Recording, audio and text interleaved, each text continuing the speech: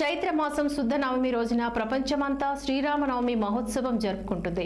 ఘనంగా జగదేక వీరుడైన శ్రీరామచంద్రుడి కళ్యాణోత్సవంతో ప్రతి ఊరు మురిసిపోతుంది.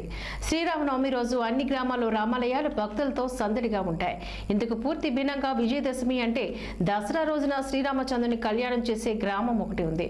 అదే మన ఆంధ్రప్రదేశ్ అంబేద్కర్ కోనసీమ జిల్లాలో ఉన్న భీమభక్తునిపాలెం.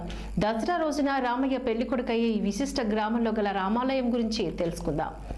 కోనసీమలో అమలాపురం పట్టణానికి సమీపంలో ఉన్న భీమభక్తునిపాలెం మాత్రం శ్రీరామనవమి రోజు రాములవారి ఆలయంలో ఎటువంటి సందడి కనిపించదు. ఈ గ్రామంలో శ్రీరామనవమి రోజు దసరా రోజు గ్రామంలో సీతారాముల కళ్యాణం నిర్వహించడం ఆనవాయితీగా వస్తున్న ఆచారం. ఈ గ్రామంలో ప్రధానంగా నివసించే వారంతా పెంకుటిల్లు నేత కార్మికులు. దీంతో వేసవి కాలంలో వీరి ఇల్లు నేత పనుల నిమిత్తం బయట ప్రాంతాలకు వెళ్లిపోతారు.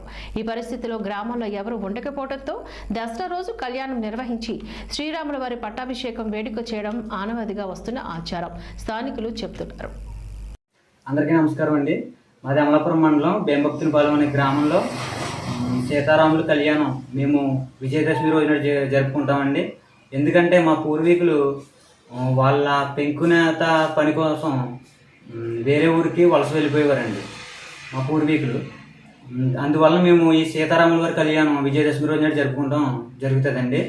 మా పూర్వీకులు ఇచ్చిన ఆచారం బట్టి కూడా మేము ఈ జనరేషన్లో కూడా అదే కంటిన్యూ చేస్తున్నామండి. ఈ సీతారాముల కళ్యాణం అనేది మేము విజయదశమి రోజున జరుపుకుంటాం.